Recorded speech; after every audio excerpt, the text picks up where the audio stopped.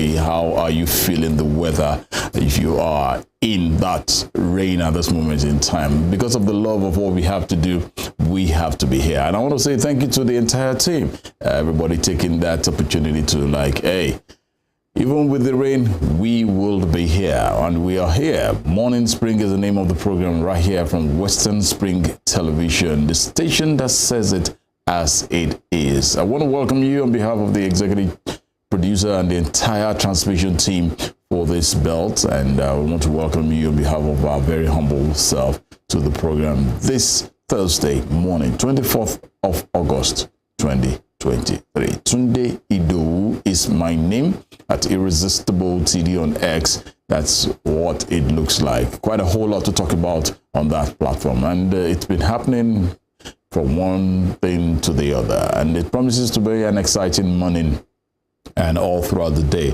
right here on Western Spring Television. We will make sure you enjoy every bit of it. And I'd like to let you know that we are live on all our social media handles. You can follow us on Instagram, Twitter, and Facebook. Twitter, yeah, we're still trying to get adjusted to X, but either way, on all our social media handles, we are live at Western Spring Television. Our YouTube channel is definitely hot and blazing. Subscribe, and you'll be glad you did. Subscribe, share, like, and let's enjoy the ride together. So you can go back, take a recap of all our programs from Western Spring, and you'll definitely have the best of time. The show here, if you're joining us for the very first time, I'd like to let you know that we look at politics, ranging from those particular set of sector, and also we'll look at issues making the rounds in governance, both from the presidency to the governor, local government. Either it's encompassing, and it's always a blissful time to be together. Today promises to be an exciting day, even though the rain might be a little bit have caught up with us, but let's just do the needful. We kick things off very shortly, looking at the headlines, the different captions and headlines making the rounds from the various dailies that I have with me in here this morning. And most definitely, we'll analyze, we'll prefer, and look at what it says and what could have been done better and how it could have been done better before we get deep down into the conversation. Stay with us. We'll take a short break at this moment in time. When I return, I will hit you up with the headlines making the rounds from the different dailies. Good morning to you out there.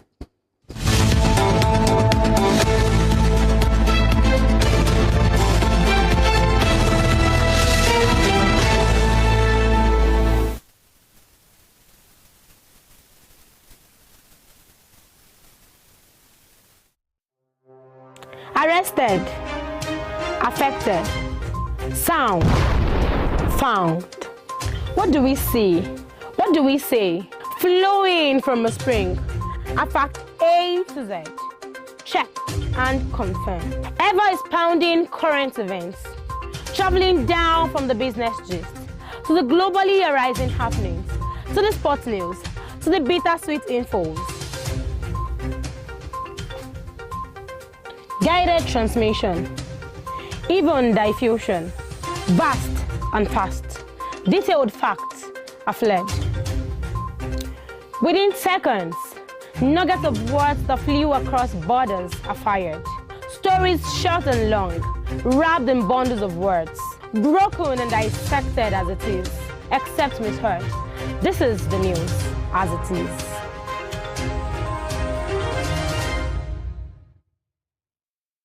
Sports is a culture on its own. It has its own language, its own people, with their own way of life.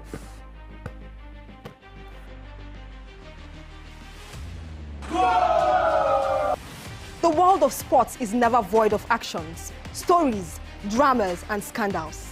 I guess you need a sports show that can walk the walk and talk the talk. On this show, we answer all your sporting questions.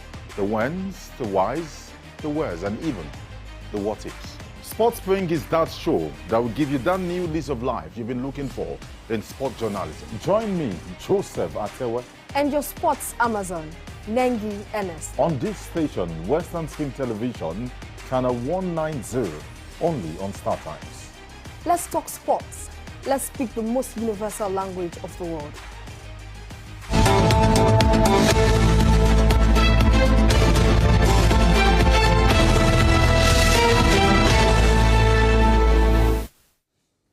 Thank you for being here. Let's get to reel out some of the headlines making the round from the different dailies that we have with us for today. And looking at the pages of the Punch newspaper, the Punch newspaper is first. The big bold headline there says, state debt may hit 1.34 trillion naira over palliative loans. The writer there says, governors to begin palliative loan repayment December. Federal government gives 3 months grace. Gombe, Katsina get 2 billion naira each. Lament inadequate relief items. Obaseki knocks FG. That's the big bold headline.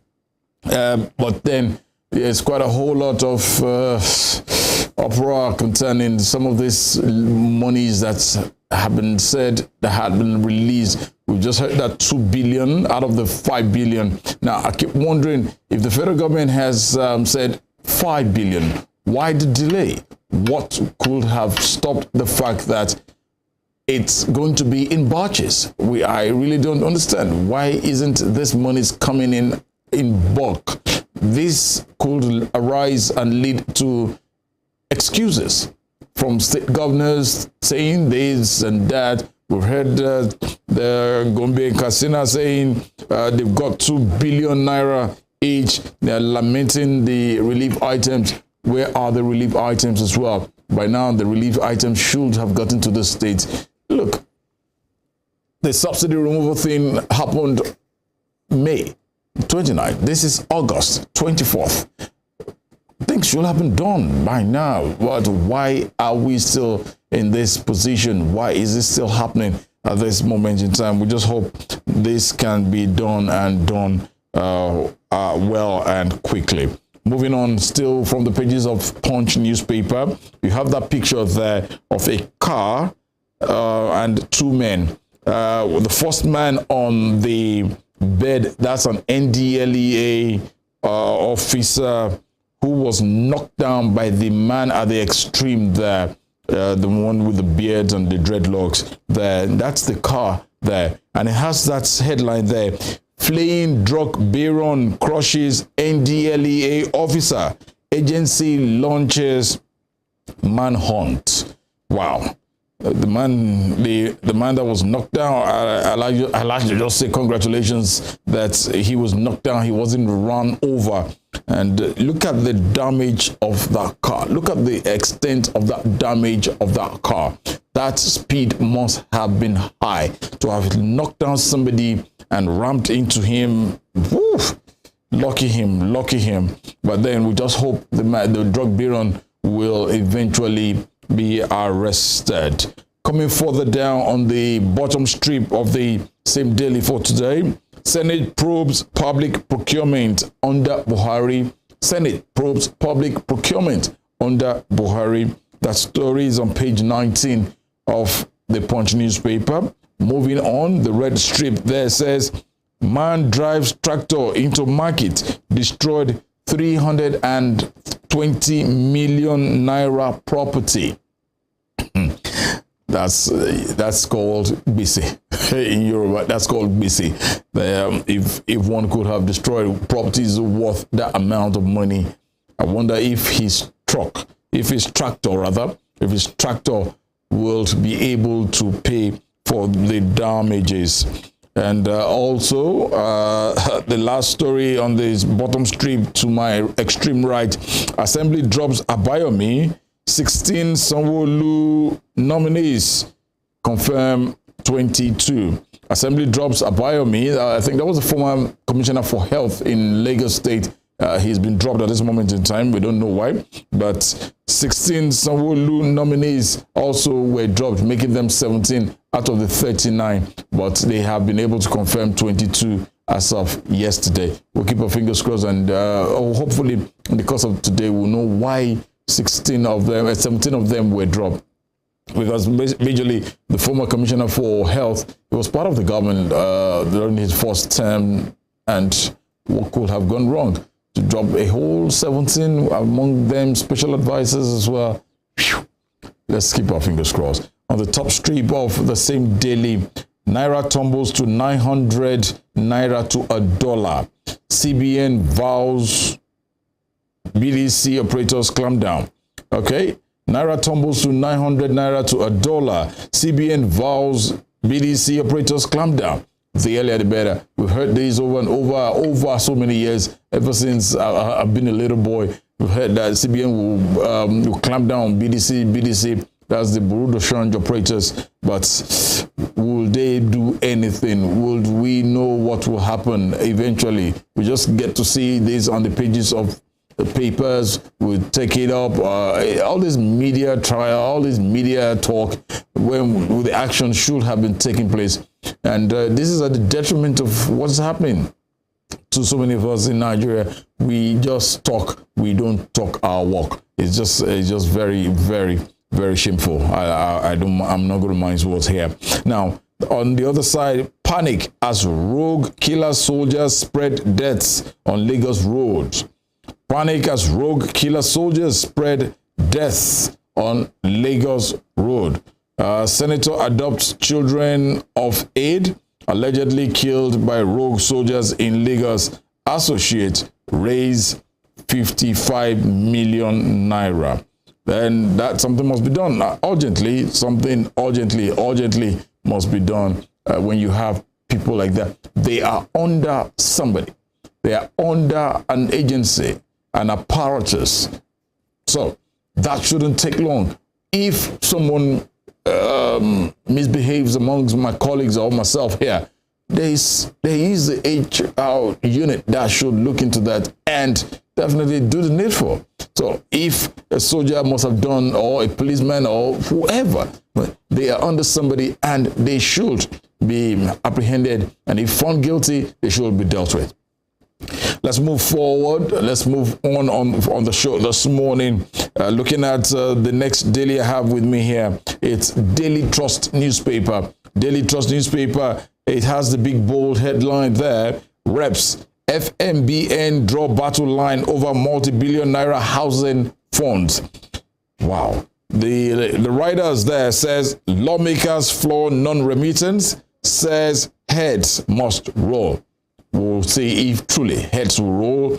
Mortgage bank puts 11-year contribution at 238.2 billion Naira. NLC threatens pulling out from scheme. And why Nigerians can't access housing funds. That's credited to the Minister of Housing speaking there. This caught everybody by surprise as yesterday evening when we heard the news of the Wagner leader, Prigozhin, Yevgeny Prigozhin, that he was on a flight that was brought down yesterday, and eventually the 10 people, the 10 occupants on that flight, on board that flight, nobody survived. Now, I wonder, you don't mess with Vladimir Putin at this point, but I'm just saying here. But the headline from the pages of Daily Trust here says, Wagner leader, 9 others die in plane crash amid Niger crisis. We heard that they are just close by, somewhere around Mali, and here we are. The leader of Wagner died yesterday. We heard that he was inside a flight that eventually it was brought down yesterday. Prigozhin, woo, that's really, really amazing there.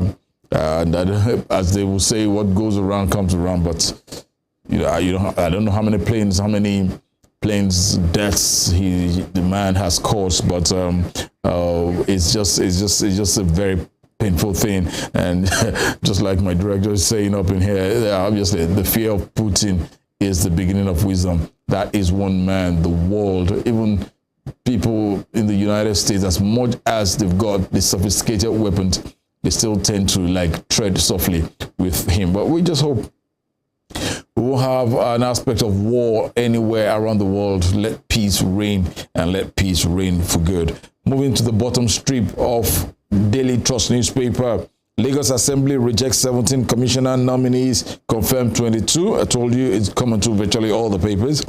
Kano governor seeks larger share of federal government's palliatives, and implementation of new varsity curriculum begins September. That's credited to the federal government speaking there.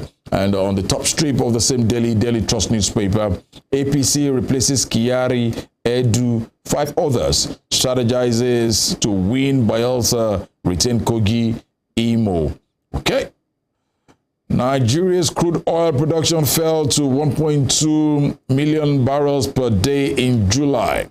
Whoa, damn. Then 94-year-old man arrested for raping minor in Adamawa. 94 years old man. Where is the strength he's got? A minor. Why will he? Oh my goodness. What could have lured such a man into such a dastardly act? A 94-year-old man. Oh. Let's go to the Guardian newspaper quickly. The Guardian newspaper has the big bold headline there. It says 24 years after Nigeria's space program lose traction despite yearly allocation. I wonder where these allocations go to. 24 years after. As of yesterday, we heard that India had done something. The Chandrayaan 3 spacecraft landed just beside the moon.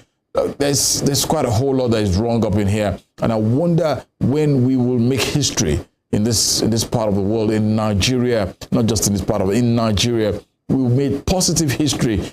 Corruption has embedded in our system. Yeah, there's corruption in India, but look at what they have been able to do. Look at what they have been able to achieve. Look at their population. It's almost like times 2 or 3 of that in Nigeria. But see, as much as there's poverty, it's a poverty-ravaged nation. They still find that means to do the extraordinary. The second country in the world to have done what they did in space as of yesterday. That's remarkable. That's awesome. That's what we expect to hear from our leaders, from those in charge of things in Nigeria. Let's do the needful. Let other countries of the world copy what we do. Not this aspect of you don't know where this allocation, how it went away, how it was spent, who spent it. These are very rational things to hear on a daily basis. Most people tend not to even want to listen to news anymore, but we just hope things will just get better. But let's move further, coming further down a little bit there. 3,620 kidnapped, 5 billion naira ransom demanded in 1 year, says SBM. Lagos lawmakers drop Babayemi, Omotosho, 15 others from commissioners' list. Russian insurrectionist Prigozhin dies in plane crash. And coming further down, Naira resumes free fall, depreciates to 890 Naira to $1 at parallel market. And let's talk coup, that of Niger Republic. UK backs ECOWAS, calls for immediate release of Bazoum. All right, that's what it says on the top strip of the same daily, The Guardian newspaper. Julius Berger, 10 years of endless agony, pains on Lagos-Ibadan Expressway. I just don't really have the right word to use at this moment in time. That road has never been completed. It's been there ever since I was a little boy. And at this stage of one's life, we are still suffering. We are still suffering of this road. The road is in the best of shape thus far. We just hope that road can be completed one day. And yeah, everybody tends to apply that road with caution, I assume, and I am really presuming at this moment in time. So let's see what it looks like. These are some of the headlines we have for you from the dailies for today. And when we come back, we'll be doing a conversation with our guests, and we will definitely, it's going to be fruitful as of what we have heard concerning this set of people. Please stay with us. It's still Morning Spring, coming to you live from Western Spring Television. Beautiful Thursday morning. Don't go nowhere.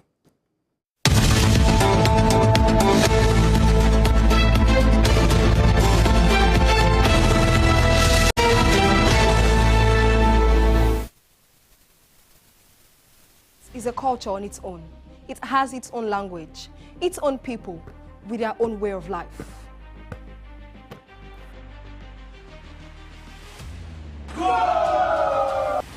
The world of sports is never void of actions, stories, dramas, and scandals.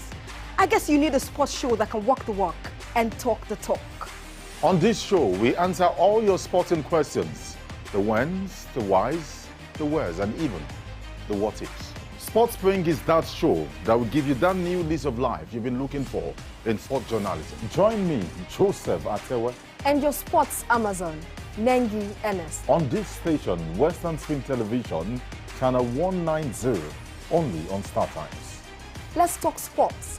Let's speak the most universal language of the world.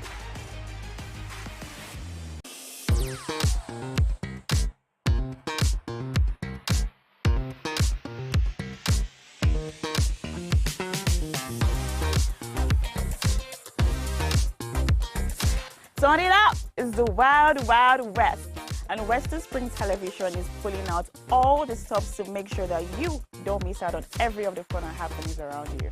Yup, we've got you covered because your girl got all the juiciest tidbits and entertainment news from around the world. Cross over to the chocolatey side of entertainment. Join me, Chocolate Cassie, on Eccentric as we take you into every bit of the juiciest news, fashion, music, movie updates, and other trending conversations. Together on the show, we'll get personal with your favorite celebrities via phone call, Zoom, or even live here in the studio. Eccentric will be shown on your TV screen on Western Spring Television, channel 190, only on Star Times.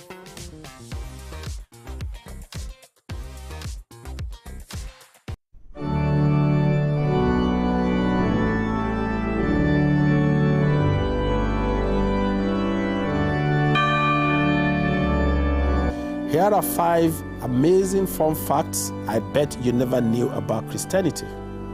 Number 1, there are over 2.4 billion Christians worldwide.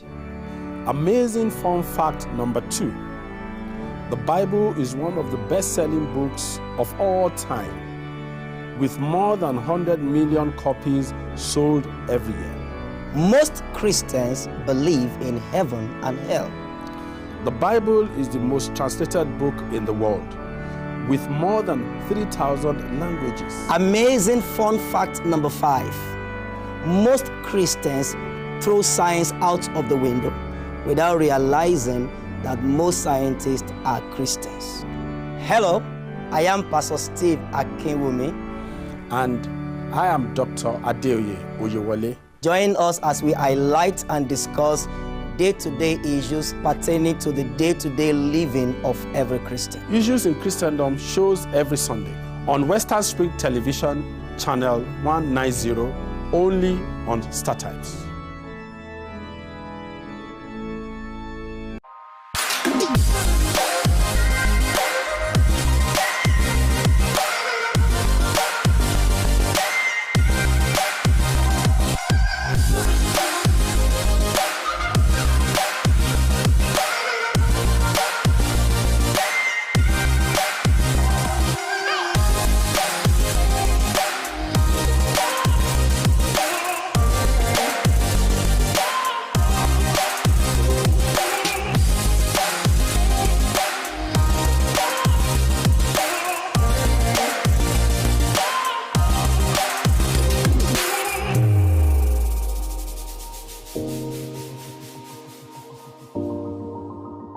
Evelyn Ohiole, Hi. King Eve. How are you today? I'm good, I'm fine, I'm alive. I really feel like she's not giving the right answer to the question. When one asks you, how are you? And you said, you're saying, I'm alive. It's very annoying, seriously. How are you? I'm fine. I feel I'm fine would be the right answer instead of I'm alive. Not that I asked you if you're dead before. Go and check all these 14-year-old, 15-year-old, 16-year-old, everybody, they are extraordinarily sexually active. I feel is being unnecessarily hyper when it comes to the issue of sex, because we talk about other topics and he feels so reserved. He really doesn't have anything much to say when it comes to other stuff. But when it's the issue of sex, I believe he's been unnecessarily hyper. That's when I have to pick an issue with him. I mean, it's just been unnecessarily there when we're talking about sex. Just like a child, his mom just got him his favorite chocolate or ice cream, very happy, doing as though if he doesn't have sex for a day, he's going to die. When it comes to finance, women also support their husbands financially. You need me emotionally. You need me spiritually. Cassie is an amazing person, but I hate the too much attachment to that gender. I need you spiritually, I need you mentally. I can get these things anywhere with money. If you go by the topic was, who does marriage favors the most? There are not many jobless women they marry every Saturday. They are saying it favors you, favor. Are they vex so? Growing up, when I was in the world, we've heard of Who are you now? Well, MC Too Much said he likes saying when I was in the world. And the last time I checked, well, it looks a bit innocent, facially, but deep down, he's actually out of this world. We're all in the world now. As long as you're alive, you're in the world. So MC Too Much, I beg when you talk about that. I don't want to hear that. Next time you talk about I kiss my words. I think I have a problem with you saying ladies are champion, and that's the problem. Always trying to attach too much importance to that gender. It's giving insecurity, it's giving low self-esteem, it's giving a blatant display of egoism. Because at the end of the day, a man who is secured in his words, a man who is confident of who he is, will not really be disturbed as to whether women are being referred to as champions or not. I mean, at the end of the day, Joseph's a really great guy, but whether he likes it or not, women are champions.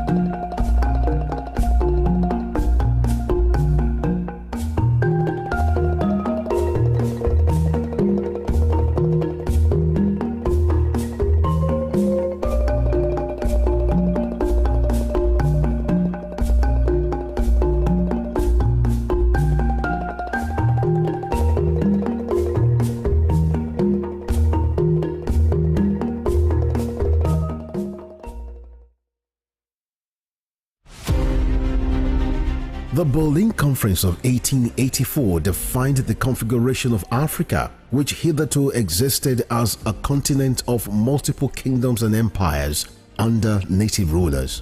The conference, otherwise referred to as Congo Conference, regulated European colonization and trade in Africa as initiated by German leader Otto von Bismarck. The Berlin Conference is often called the scramble for and partitioning of Africa, as each of the imperial powers carved separate portions of the continent for themselves without recourse to racial and cultural identities and differences.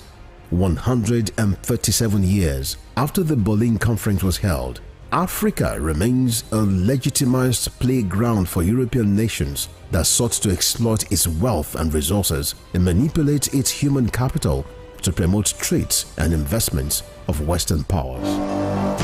Western Spring Television identifies Berlin Conference as a major event in history.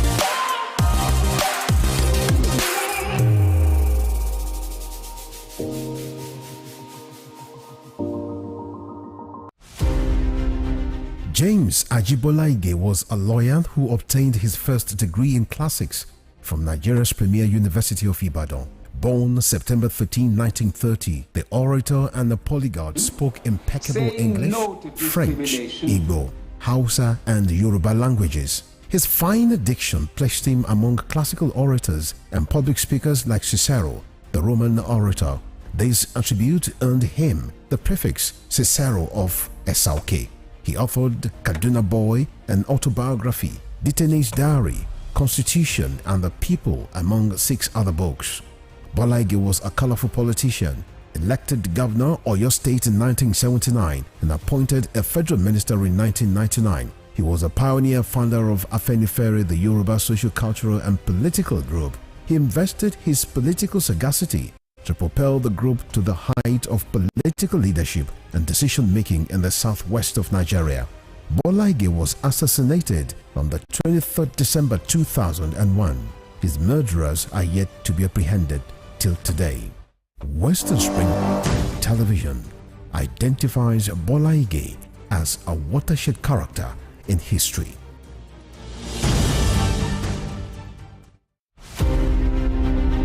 The British Empire was the largest and the most powerful in the world. At its zenith, the empire embraced a quarter of the earth's land surface and imposed her imperial majesty's rule on more than 458 million peoples across nations and continents. The empire took off with overseas possessions and trading posts established by England, spread over 3 million kilometers between 16th and early 18th century. Like previous empires, the British Empire began to crumble on its weight of overstretched territories and growing unrest in our various colonies. Today, the British Empire no longer exists. What is in place is the Commonwealth of Nations, a loose association of sovereign states which recognize the King of England as the titular head. Western Spring Television identifies the British Empire as a watershed empire in history. Dramatist, playwright, and icon of Yoruba thematic arts, Duro Ladipo was born December 18, 1931 in Osogbo, southwest Nigeria. His clergyman father christened him Timothy. His other names, Duro Dola, Duro Shomo, Duro Rike, reflected his persona and the circumstances that surrounded his birth. The legendary stage actor had in several public fora identified himself as one of the greatest abikus born to die in this world. Family records reveal how he was born and died 13 times. The intertwining names he bore thus lent credence to his spiritism. Duro Ladipo was one of the best known and world-acclaimed Yoruba dramatists to emerge from post-colonial Africa. His notable works Obakoso, Obawaja, and Moremi took him beyond Africa to several parts of the world. By the time Duro Ladipo died on 11 March 1978, the Nigeria's first cultural ambassador had acquired a towering image as an artist whose works adorned the frontage of Trenchard Hall, University of Ibadan. Western Spring Television identifies Duro Ladipo as a major character in history. Funmilayo Ransom Kuti was an educationist and advocate of women's rights. She was recognized for her vitriolic comments against colonial policy of taxation as it affected the Nigerian women. Bere, as fondly addressed by her women followers, Funmilayo championed the initiation of universal adult suffrage, which gave an unprecedented leeway for women to contest elective offices and power to exercise voting rights. Married to a foremost educationist and teacher, Israel Dotun Ransom Kuti, the first president of Nigeria Union of Teachers, Funmilayo Ransom Kuti was the mother of children who inherited her spirit of activism. Olufela Ambe Ololari, the former, a renowned musical legend. She was the first female student of Abeokuta Grammar School and the first female to own and drive a car in Nigeria. The award recipient of Member of Order of Nigeria MON and Lenin Peace Prize, was born on 25th October 1900 and was killed on 13th April 1978 by rampaging road soldiers in Lagos. Western Spring Television identifies Funmilayo Ransom Kuti as a watershed character in history. Hilas Olayinka Herbert Macaulay, politician, nationalist and journalist, was the first Nigerian to qualify as a civil engineer, surveyor and architect.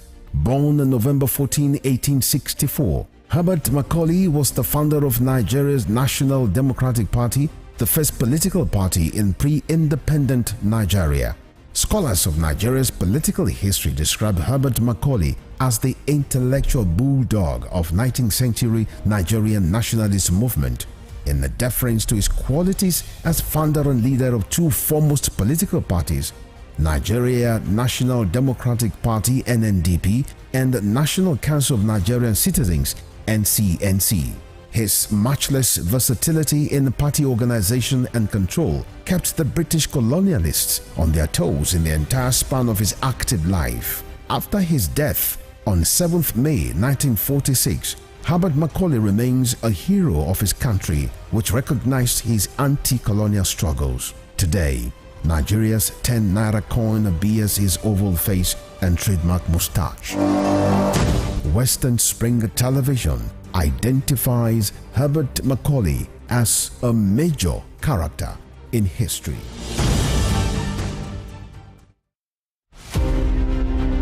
Kiriji War, also known as Ik.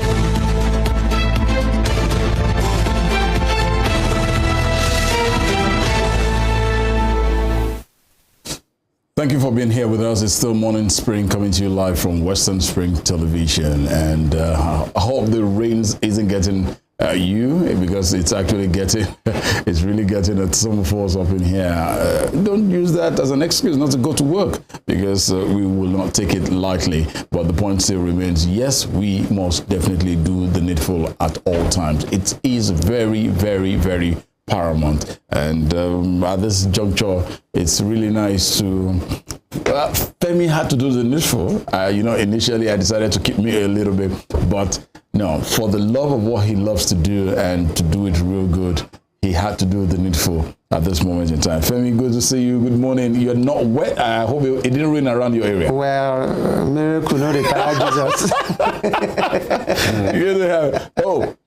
So the miracle of rain leaving you, while you were walking in front, the rain was at the back. Thank God for life. Hallelujah. It's a whole lot. Good morning to you, well, brother. Finally, I'm here. And good morning, Nigeria. Good morning, everyone. Yes, the Morning Spring is on, and definitely is going to be a very good one. No doubt about that. Yeah. Right. Thank you. Femi Ojo is my name. Let's see forgets. Yesterday, on one of our major programs on Rave 91.7 FM, we had a guest who eventually there's been reactions and counter reactions as to if he is still a member of the ruling party in Osun State, the People's Democratic Party. He's a very popular man, and we had to get some clarification, because eventually yesterday evening a report, a press statement actually signed by the party chairman in Osun State, Chief Sunday BC, stating that this young man, Prince Dotun Babayemi, is not a member of the People's Democratic Party. But it's been stated by Prince Babayemi, look, I'm still a current member of the PDP.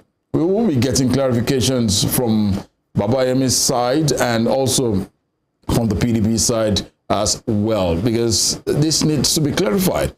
If I am still a part of Western Spring Television, I should be in here doing the needful. But does this still function as part of the People's Democratic Party member? Joining us on set at this moment in time is no other person but one of the senior special assistant to the executive governor of Osun State on media and publicity, a dear brother as well. I'd like to welcome Honourable Oladele Bamiji, the one we love to call HOB. Good morning, HOB, and thank you for joining us. Good morning, my brother. Good morning. Good morning. Yeah. Thank you for being our policeman today. You say you will not take it lightly with us. Don't go to work. We will definitely go to work. So that we will not arrest us. All right. Let's get down to the business of the morning. Thank you for coming as well. While we expect someone from Prince Babayemi's side as well, let's just get down with the show at this moment in time. Yesterday, Prince Dotun Babayemi was on one of our programs on Frank Talk, precisely on Rave 91.7 FM, and we heard what he said. But eventually, a press statement came out last night stating that, the caption there says, "You are unknown to our party records. Osun PDP wants Babayemi on criminal impersonation of party membership." Is Prince Babayemi not a part of your party anymore? Yes, summarily, that is the case. Yes, it's not a member of our party. Our party is not a party of jamboree. We are not operating in the jungle. We operate, like the statement in fact, we are operating on the threshold of the law, the constitution of the country, and that of our great party, the PDP. Party membership is not built. It's not like a castle built in the air.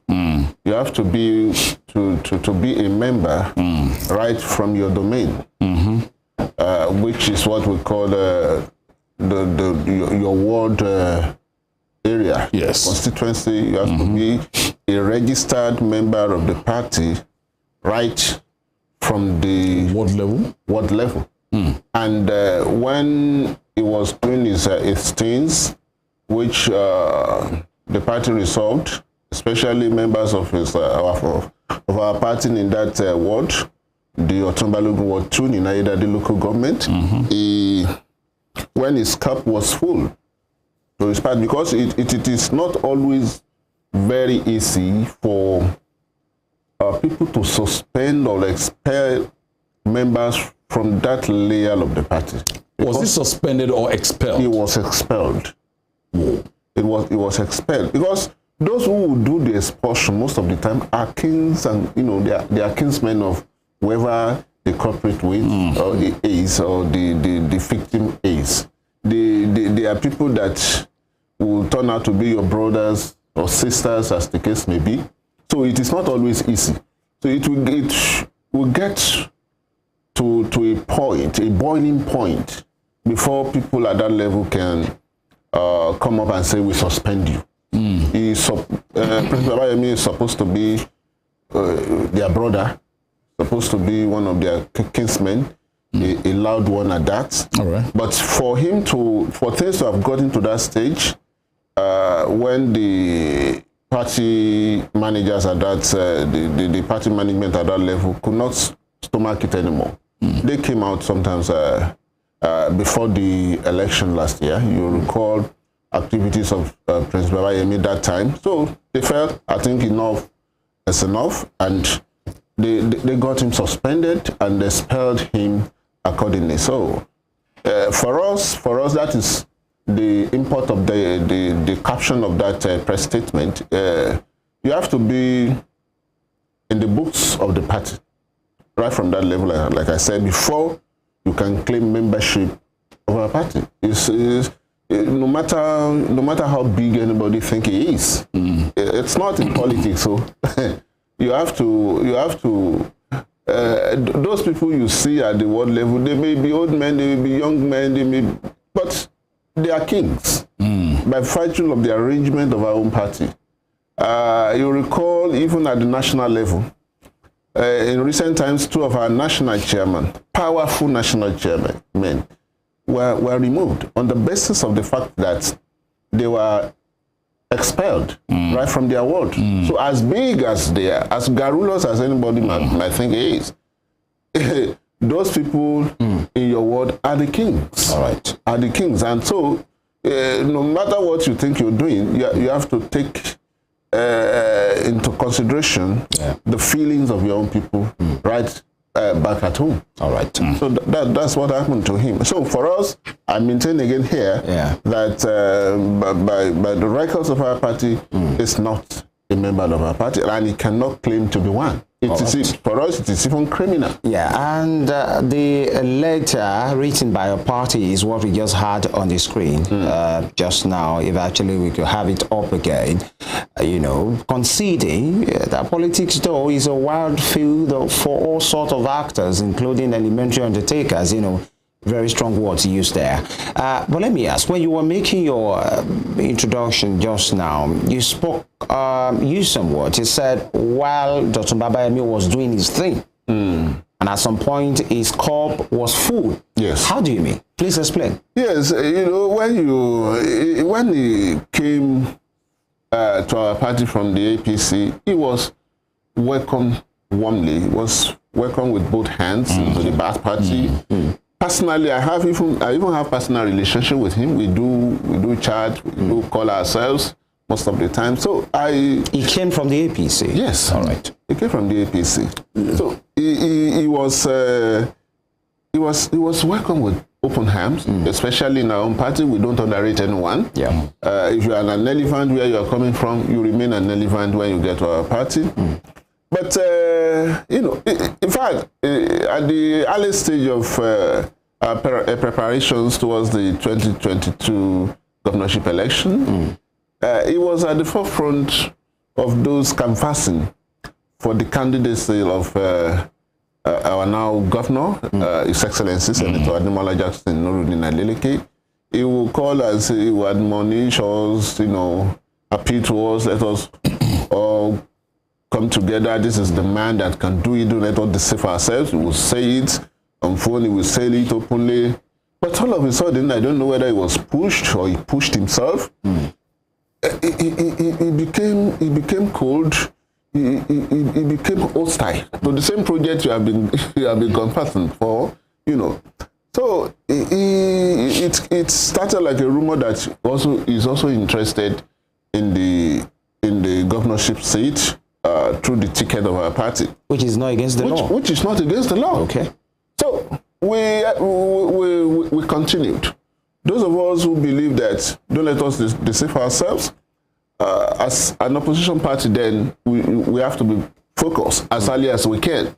So we continue on the track of having our now governor as our candidate. We did everything, and he was doing his own thing too until the day of the primary election, where Senator Ademola Adeleke emerged.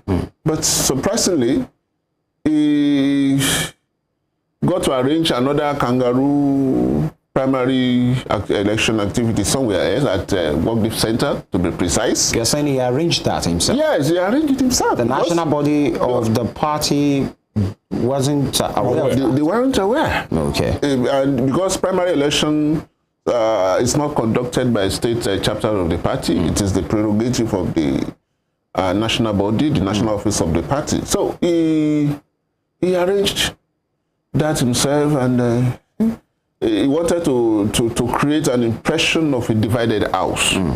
That is how it appeared to us, and that is how it is. So, and he continued from there. From there, he started instituting all forms of litigations here and there. When we end this one, we will start another one.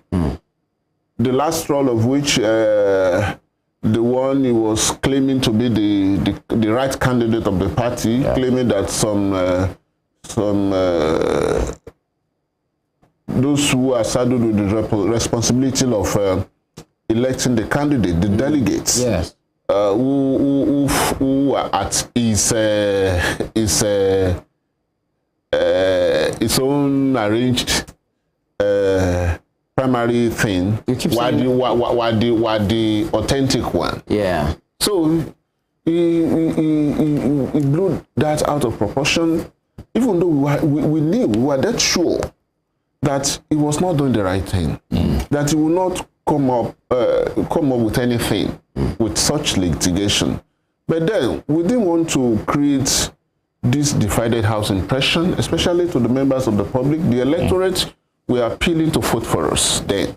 So everybody was still begging him, even in his error. In his error as a party man, then you don't do this. We are opposition party, for goodness sake.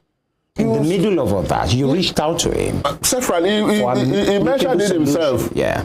Those who the Baba people believe as our backbone in Osun State today. He mentioned it yesterday. He mentioned him yesterday. Who's that? Dr. DG Adeleke.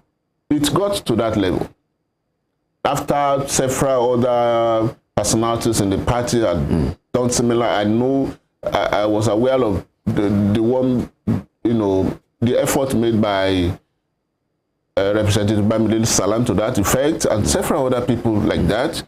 He will rebuff them treacherously somehow, because he will give his words today, tomorrow he's doing another thing. Then he was using that litigation to become another thing on the party then. We were still like, okay, we cannot throw away the baby away with the bath water. We were still appealing to him when he will not budge until he got to the Supreme Court, which everybody in the state then will feel the tension that day, that this must not be.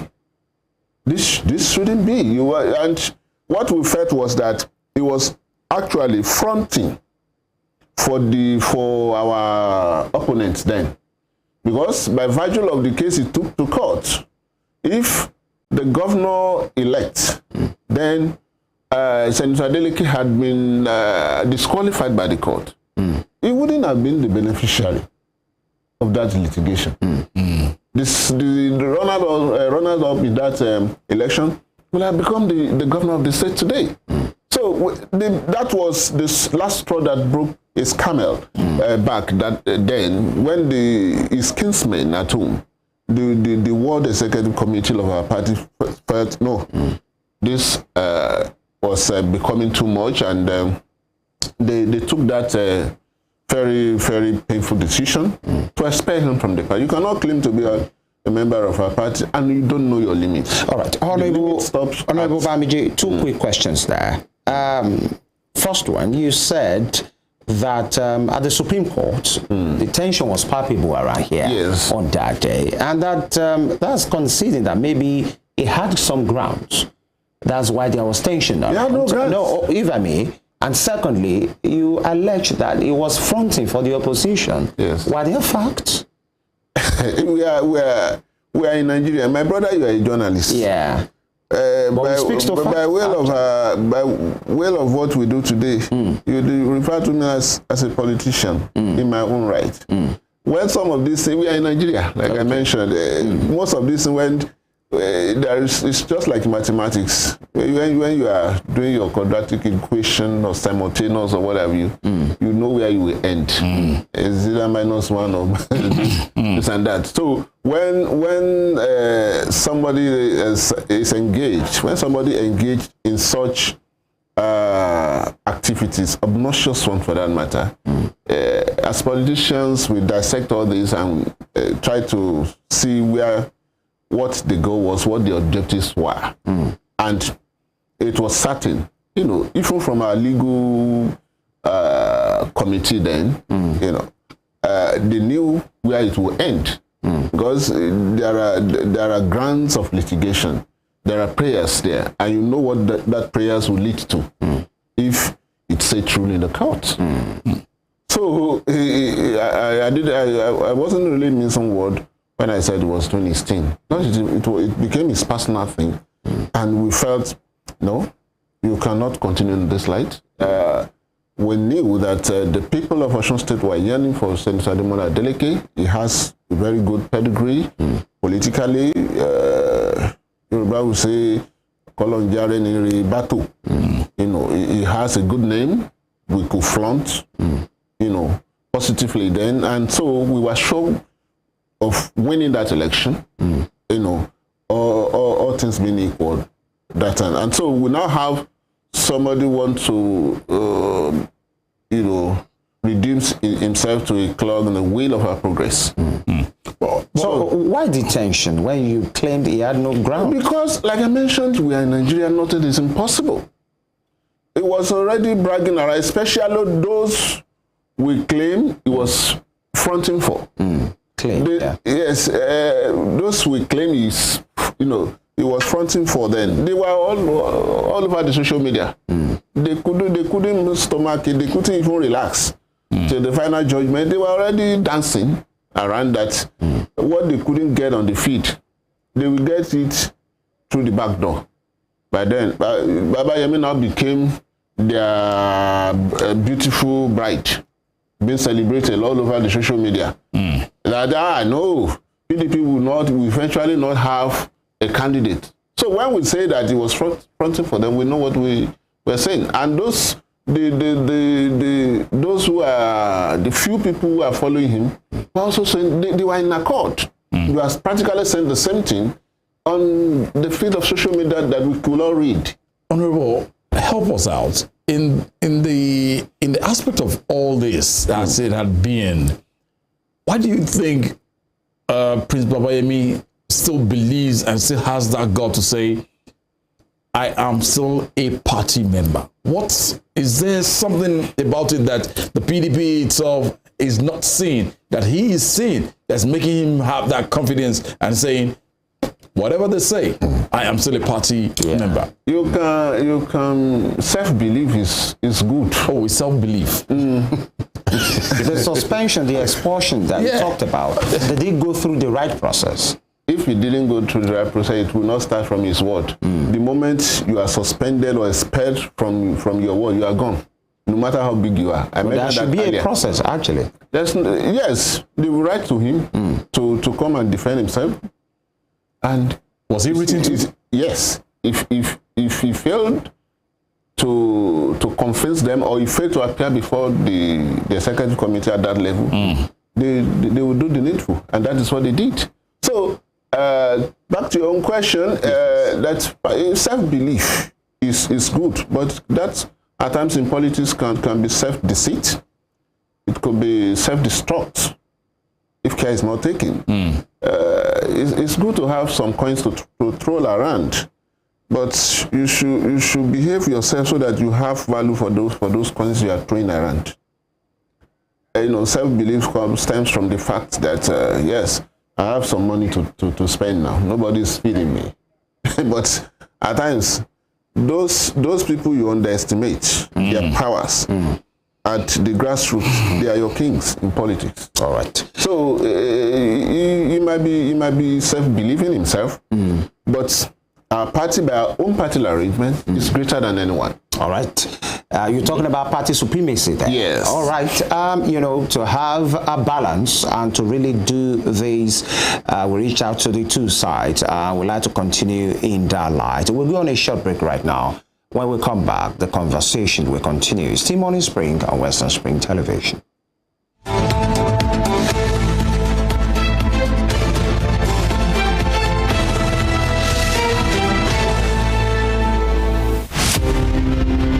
James Ajibolaige was a lawyer who obtained his first degree in classics from Nigeria's premier university of Ibadan.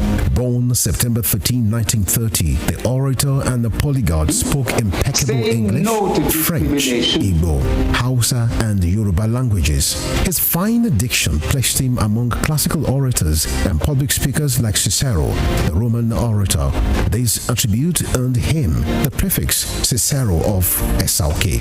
He authored Kaduna Boy, an autobiography, Detainee's Diary, Constitution, and the People, among 6 other books.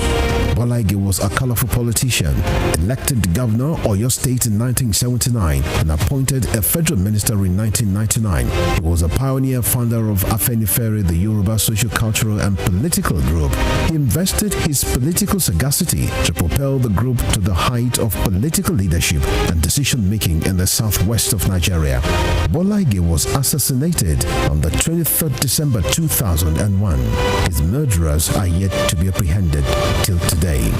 Western Spring Television identifies Bolaige as a watershed character in history.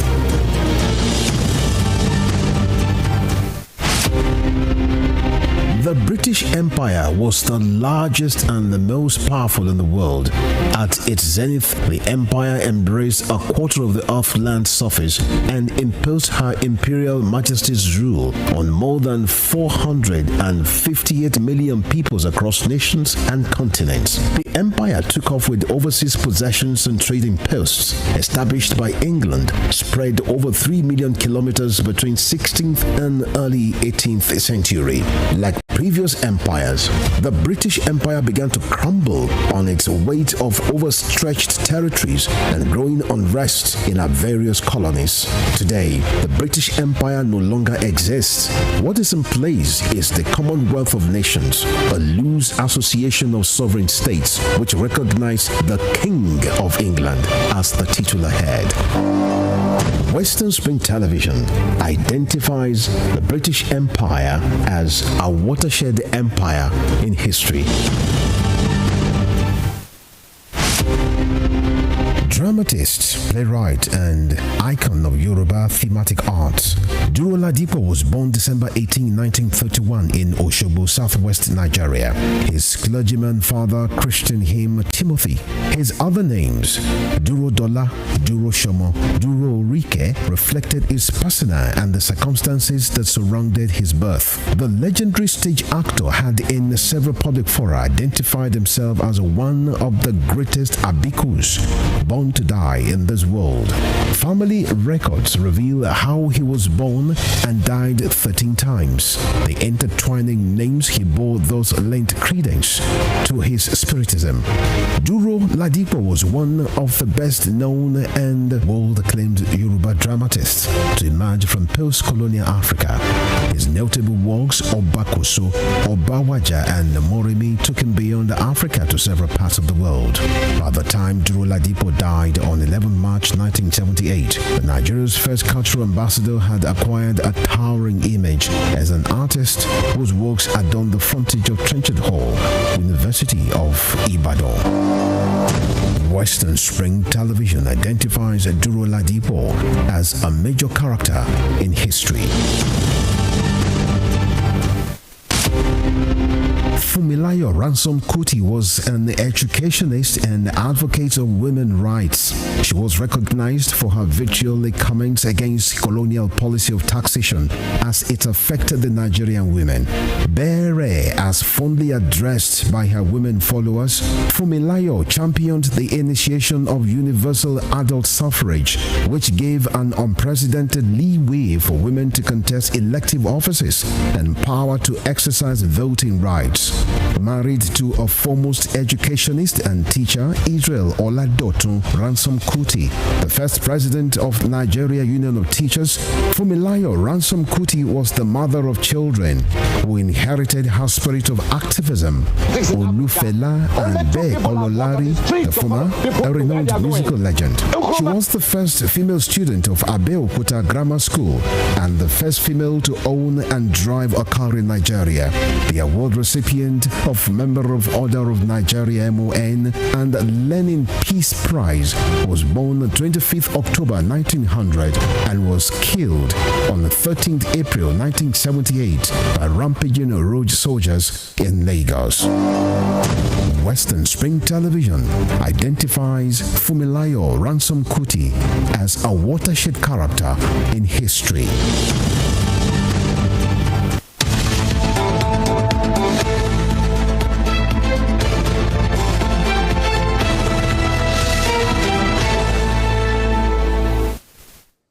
Great.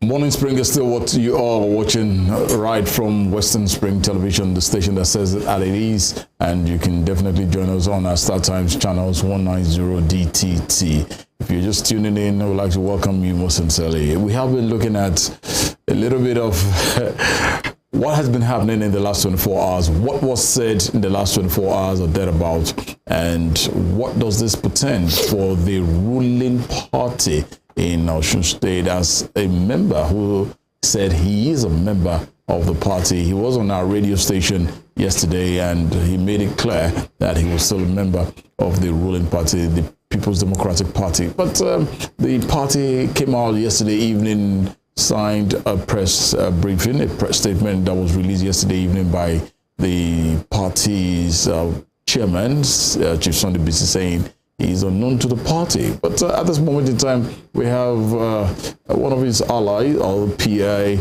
to Prince Dotun, Babayemi, who is here to clarify things alongside Honourable OLADELE BAMIJI, who is here. That's the letter signed yesterday evening, as at yesterday, that it circulated to the media as yesterday. But let's get clarification and let's get to know where we are concerning this. Joining us in the house this beautiful Thursday morning is Mr. Adams Olajide Ibrahim. Good to have you and thank you for joining us, Mr. Ibrahim. Thank you. Good morning. Good morning. We've been speaking with Honourable BAMIJI OLADELE BAMIJI, HOB, as we're fond of that HOB. So when the real name comes in, it's a little bit twisted. Where do we start? The PDP has stated that Prince Dotun Babayemi is not a member of the People's Democratic Party. How true is this? Good morning once again. Thank you for the question. Firstly, the release partly made by Mr. Sunday Bisi is another attestation to the kind of administration or the injustice and lack of rule of law or respect for rule of law in our party presently. What party? PDP. Okay. Right now. Before a member of the party can be said not, or can be said to be expelled or suspended, there are due process. Okay. PDP is not just a beer parlor association who will not be governed by law. Okay. We are governed by law. We have our party constitution.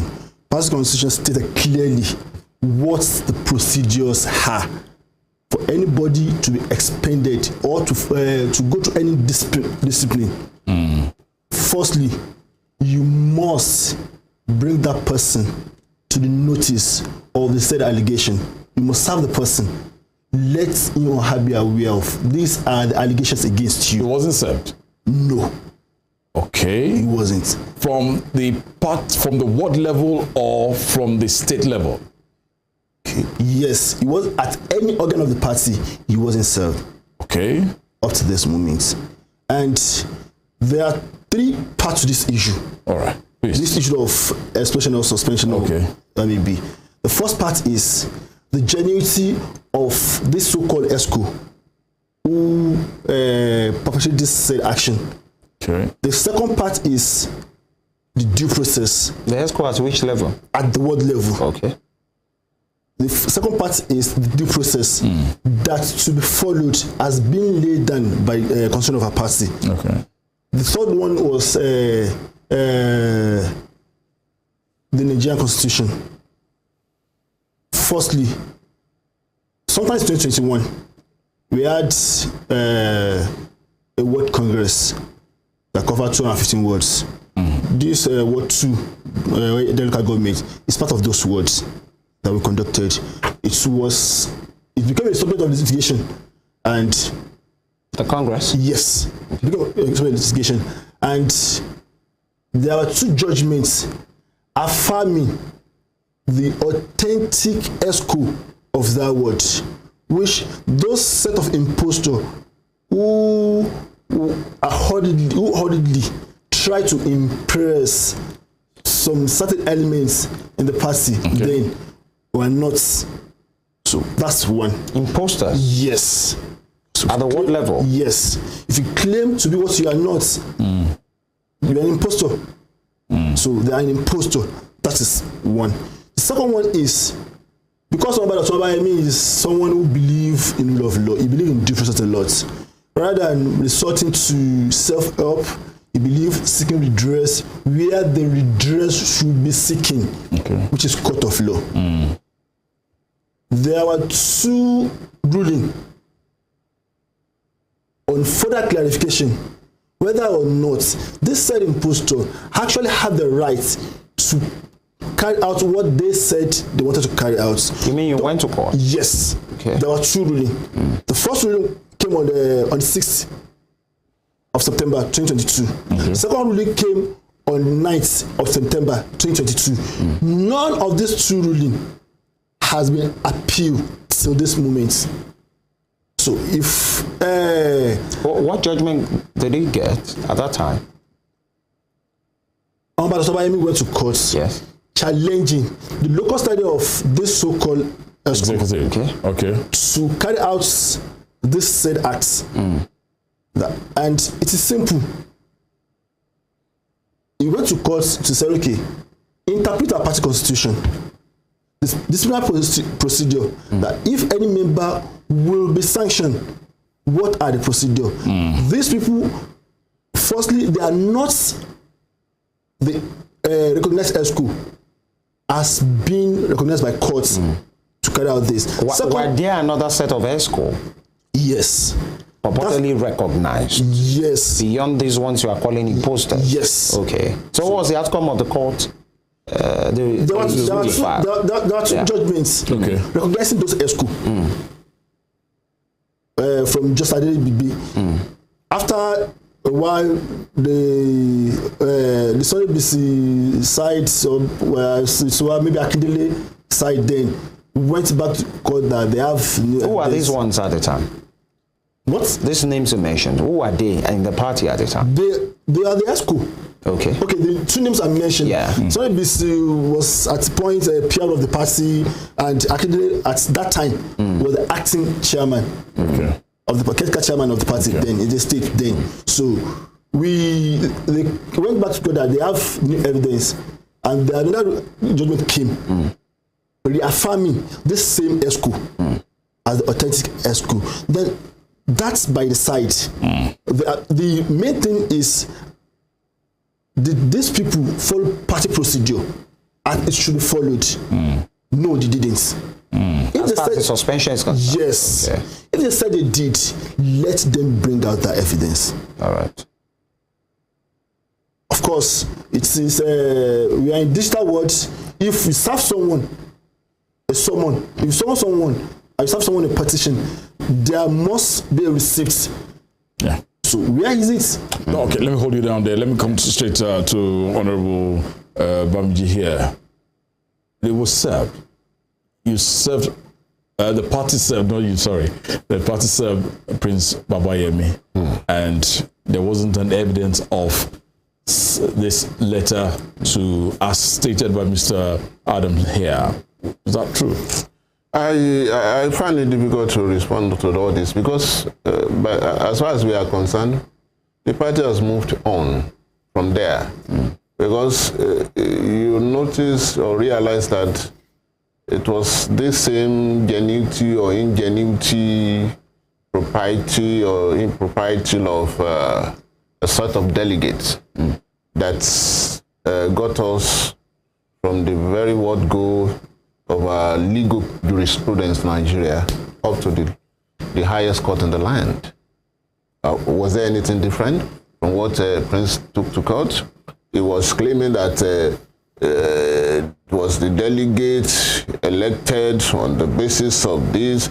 Maybe it was even this part of ESCOs, unknown ESCOs, that he was claiming genuity, that they were the genuine ones, that perhaps elected some delegates, some unknown delegates of the party who Babayemi banked on to elect him as our party delegate. So it was almost, the prince was doing a whole lot of things that time. Was it the same case that got? That's what I'm saying. It was the same case. And I've claiming that if you cannot claim genuity of delegates without starting or getting that to begin from your ward, from the ward level.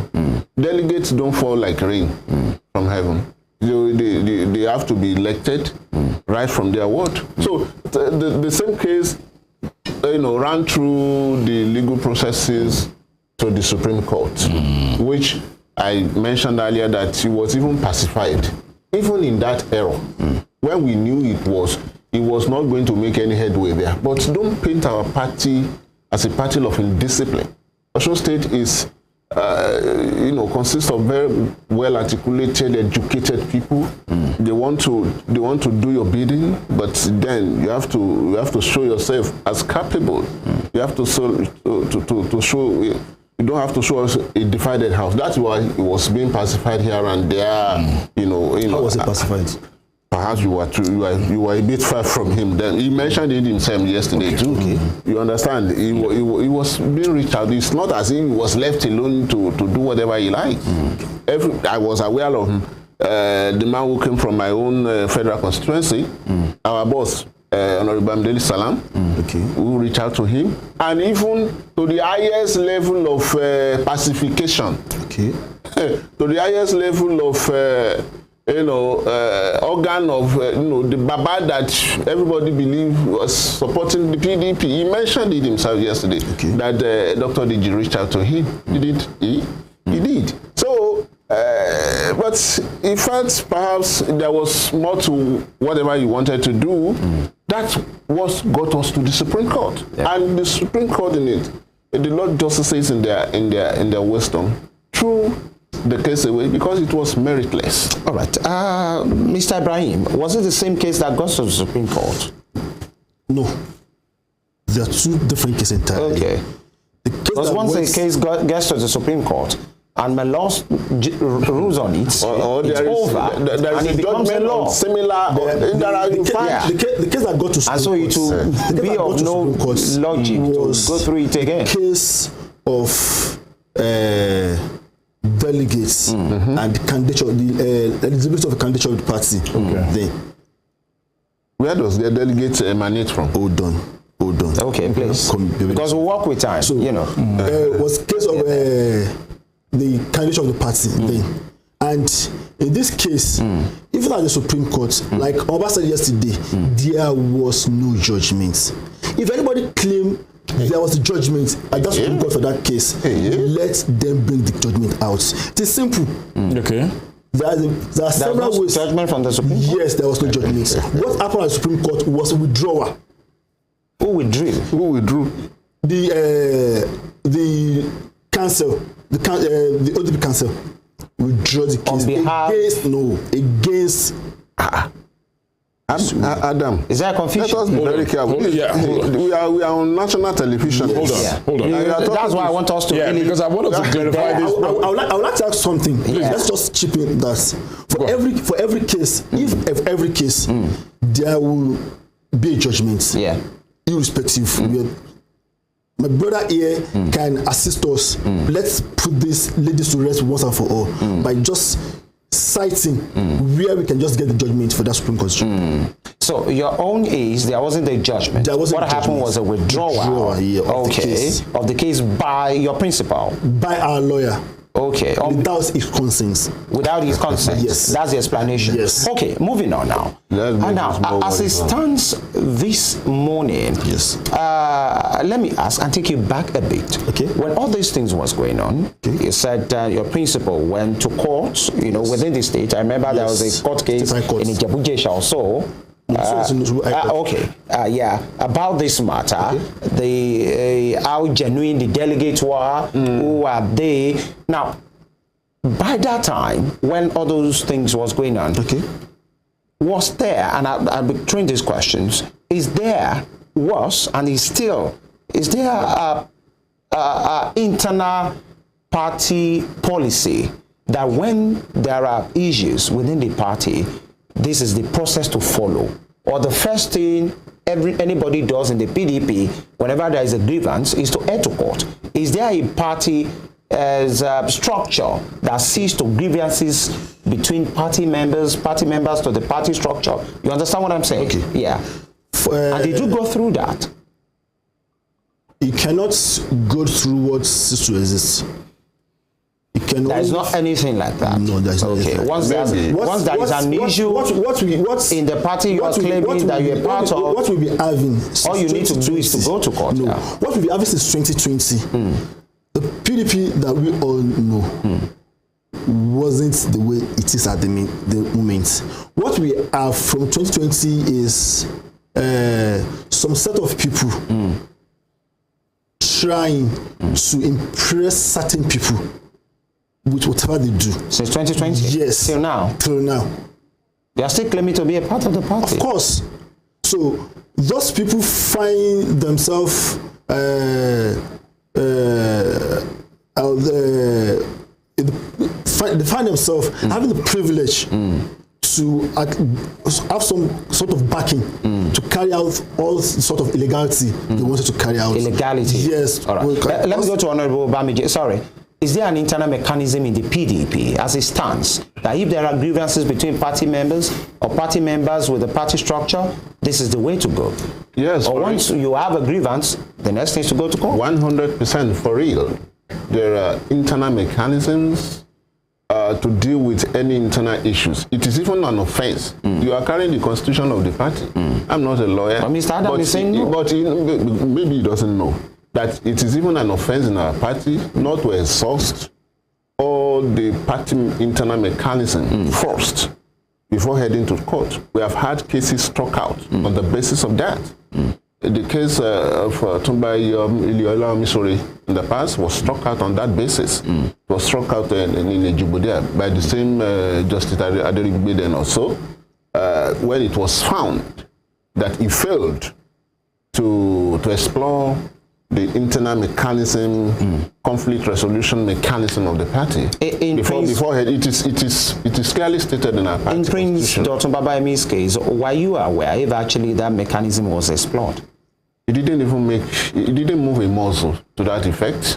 And while he didn't even do that, we were even you reached out, baiting him to do that. We were even trying because of what we had at stake then. He would have been left alone, and people would just be laughing at him. But what we had at stake then, went beyond that. We wanted to make sure that our house was in order, and he was being reached out left, right, and center. And it got to a stage where when he was playing all this hide and seek, I'm not around. You know people like that. So for us, while he was not exploring the internal mechanism of the party as required, it is not even an option. It is essentially, basically required. If I have any grievance in the party, I have to go through the process right from my ward to the state, to the national office, even to the national convention. That is what the party constitution says. Until those steps are taken and the case dispensed with, you are not supposed to head to court because it smacks of, stuck in discipline. And any party without discipline cannot head anywhere. Honorable, hold me. Let me come to Mr. Adams at this point in time. At this juncture, probably you could help us out. What is Prince Babayemi's grouse with the PDP? What exactly does he want? What exactly is giving him so much confidence to say, I am still a member of the PDP? Firstly, what's his grouse? Omba does not have any grouse. Okay. The only way that I know is not the man who keep malice or who keep unnecessary grouse. Because I remember sometimes last year he congratulated the governor after the doesn't have a choice. And I hope you heard him yesterday speaking. Yes, please. For the first time in a very long time. I'm not sure you heard a man who has any grudges against anybody yesterday speaking. So it doesn't. The issue of grouse does not even arise at all. Okay. But what's the issue that he is not a party member still beats my imagination. Because if people you expect to know better, you expect to understand. My brother here was referring to party constitution the other time, and I asked him where did they keep, if is this aware of what party procedure should be, where did they keep the party constitution when they were carrying out all this illegality? Legality in your own opinion, please. No. Okay, I've challenged you. If you said he was served, that's what you said. If he was served, bring out that notice. Maybe that's he told you he was not served. No. There should always be a correspondent. A correspondent. So where is who received that correspondence? Are you in Ward 2, Oton Balogun Ayedade, local government? I am not from you are my friend, and I know you operate in Osogbo. Yes. So if you claim to know more than the people right on ground in Ayedade local government, okay, that will amuse me, if not amaze me. Okay. Because yes, Prince Babayemi is my personal friend. Okay. So it's not as if I have any special grounds against him. Okay. But when it comes to the issue of the party that connects us together, we will not take it for a joke. Okay. We cannot continue to. Before you actually go far, let me put it this way. You said I'm not from Ward 2 Bangan. I understand that it's true, but neither you are also from that same ward. But I operate as an officer of the party. You operate as an officer in the states. And then ask you if there is any resolution passed or there is any move made from the ward. And I'm telling you, and I'm not telling you. I have on good authority. Sensibly, I can speak on behalf of Babayemi. And I'm telling you, I'm challenging you. You are once a state officer of the party in charge of communication specifically. Yes. Which means everything of this nature you must be availed some level of information about it. Then I said, bring forth the that is what I say. We couldn't provide it. I think there are two issues here. Okay. Because the issue of was he served at his ward level? Was he served the suspension or expulsion letter? That is the basics. If I may, please. Okay. That's one. Then you're talking about the Supreme Court judgment, right? Okay. Yeah, there was no judgment. There was no judgment. Yes. So those are two issues. So we don't mix them together. Okay. I want us to track carefully. The Supreme Court's issue is with the candidature, not on whether he is a member or not. What was the ingredient of the candidature? When we want to treat the issue of the Supreme Court, we'll come to that. Not on the issue of candidature. But on the Supreme Court matters, you are saying what happened at the Supreme Court was a withdrawal. It was a withdrawal. By your counsel without the knowledge of the client. Of course. Who is your principal? Laughable. Okay. As it seems, like when you are penalized. When you said Nigeria happens, then this is not about issue of emotion. If you are dealing with the issue that can be verified, that can be proven, the easiest way to let that issue to rest is you can easily punch your phone. The same way you can check on your phone Bamiji, and bring out there a judgment? High Court and Appeal Court judgment. Then you can bring out the Supreme Court judgment. So that we clarify, was there a judgment? The world is a small village now, my brother. You, Ref FM, these very beautiful edifices have been put in place.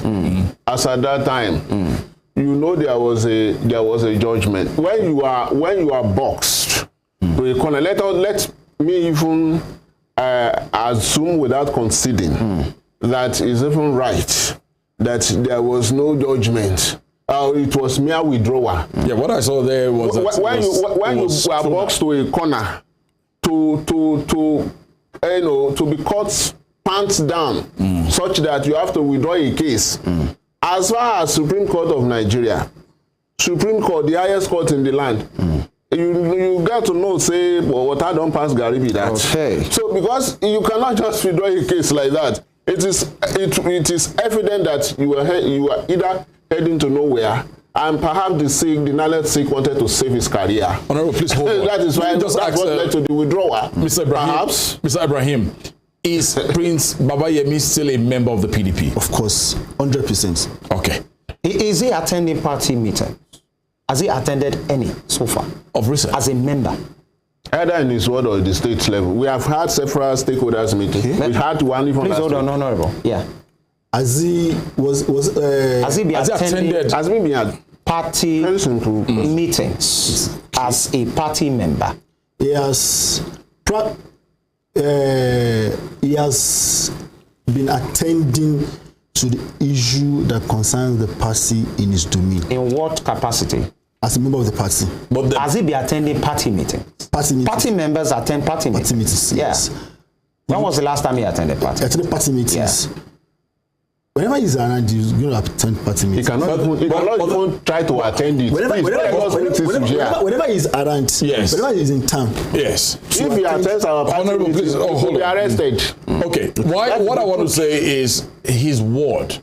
Yes. The expulsion thing started from his ward before it got to the state level, and the national was actually briefed on this. In his ward, because has he attended party meetings in his ward to confirm the fact that I am a staff of Western Spring Television or Rave FM? That's the question. Has he? So that let's clarify this. Coming to radio or television is not. We need to clear this out properly. I listened to him real good yesterday, and that's why we decided to let's do this morning to clarify where Prince Dotun Babayemi is. We're not here to sly him or to pour oil on his white clothes at all. But the point is, I cannot come and say I am a member of staff of probably CNN, which I am not. Has he been attending to party functions from his ward to the state level as of this time? It's a yes or no answer. Yes. He has. When last was this? I couldn't see for now. I'm going to find out from him. I'm going to refer us to one of the few public happenings that concerns the party. One of the few public happenings that concerns the party was the last election we had, the general election we had. Okay. Right? Earlier this year?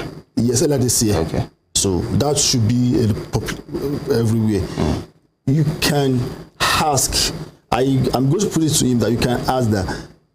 Was there anybody in PDP in Bangan who reached out, who went from house to house, canvassing and campaigning for the party, for the support of the party in that election than Dotun Babayemi? No. You mean he worked for the party? Yes. And apart from, he didn't just vote for the party in that election, he also canvassed, and I also challenge my brother that did he win or he did not win his unit and words? Did he? For the PDP. For the PDP. Did he? Did he? Of course he did. Okay, now let me ask you, because we have to move. We are crossing them gradually now. As is claiming, is saying rather, that he's a member of the PDP, is he making an effort to reach out to the party leader? To reconcile, if probably there's a need to. Freedom to associate is in our constitution. I ODB that I know is someone that will never get tired of reaching out to make peace with people. But has he? He has done that severally, and he's still doing that up to this moment. Right. Whether at every capacity, irrespective of the class and title. So he is reaching out. And of course, part of it is what he said yesterday, that the door of reconciliation has not closed. Okay. That what battered the issue from first place is injustice. That let everybody have sense of belonging.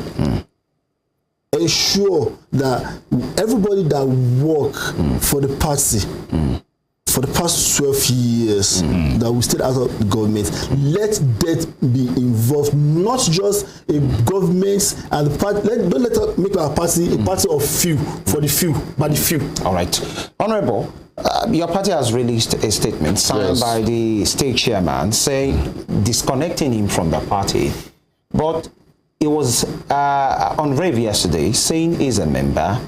Is in our person is here saying he's a member. If Honorable Prince Dotun Babayemi is saying he is a party member, someone might want to ask, why is the party closing the door against him? Is that something personal? We are just moving around the circle. For us, I've stated clearly, as opined by our party yesterday, that from the books of record of our party, by virtue of the subsistence expulsion of Prince Dotun Babayemi, by its word ESCO and subsequently ratified by who? By other organs of the party as required, it's not a member of our party as of today. But yes, in politics, you don't throw people away. Yeah, he knows what to do if he's truly interested in being with the PDP. He knows what to do. He knows what to do. And if he does it, is it possible the PDP will accept him? Why not? Why not? It's a human being. It's a big man in his own right. But you have to show obedience. You have to show discipline. We cannot continue to be a party of indiscipline. Today, His Excellency's Governor OLADELE is the leader of our party. By convention of our party, is the leader. If you want to be clever, you have to be clever. Don't be clever by half. Babayemi was there yesterday. You know, stylishly disparaging the governor. He was comparing the government of former Governor Aregbesola, this menial job of 10,000, this and that, and practically asking whether the people of the state can see anything today. What's he saying? That the governor is not doing anything? Even when the blind can see that the governor has been trying his best in the past 8-9 months, and you want to call yourself a party member? Yeah, Honorable, you know, you cannot be there and be here at the same time. Let's just clarify. One will say what has happened with Prince Dotun Babayemi is grievances with what he is claiming that has happened, the injustice according to him and his camp, and which led to the suspension that Mr. Adam is saying it didn't happen. There was no suspension, no expulsion. Is it a case of vendetta, a vengeance? Like, okay, he has done his own, it's our time to do our own. It's not. There's nothing like vendetta here. We cannot be operating on the threshold of as if we are in a jungle. Where the party association is not just placed on the pedestal of anything goes. No matter how big you are. I've mentioned the names, you know, our two national chairmen who got thrown out of office by virtue of their suspension from their award. As big as national, that is the biggest office in the party administration in Nigeria. They were thrown away. Secondos and the other man from Benue State. They were thrown away by virtue of suspension from their award. You cannot be bigger than the letters of the constitution of our party. No matter how big you think you are, you have to obey those letters. You have to obey the guiding the principle guiding your membership as a member of the party. If not, if you are a former governor People will do some small people will suspend you and become nothing. It is as simple as that. Mr. Ibrahim, you want to respond to that? I see that I'm glad that he actually referenced the two former national chairman of the party. These two national chairmen, secondary side, Ayu. Both of them approached courts. So their suspension were ratified by courts. But in the case of Babayemi, like I rightly said, there was some ruling saying that suspension cannot stand, does not exist. And that ruling up to this moment has not been appealed. Yeah, I saw it whereby the Supreme Court said the suit was thrown out for technical reasons, that because of it didn't come at the right time. I think something like that. That is, that was the candidature of a thing. I'm talking about the final suspension. Okay, the suspension and the expulsion. An expulsion issue. In case of Babayemi, it does not even exist. As far as the law of this country does not exist. And you're still stating the fact that Dotun Babayemi is still a member of the PDP. Absolute member. HOB. Babayemi is still a member of the PDP. Capital, no. We'll wrap it up like that. If you want to come back to be a member of my party, Mr. Adam Olajide, thank you for coming. But let me ask you, what's next for a principal on this matter? Like I said yesterday, right now, what we have right now is governance, not politics. In the state? In the states. What we have right now is governance. He agrees that definitely what is next is governance. Politics is over. Is he supporting the governor? The governor is the leader of a party. Is he supporting the governor? Of course. Like he said yesterday, I'm not sure you heard him saying anything again about the governor. Like, hold on. I'm trying to... We got to go, gentlemen.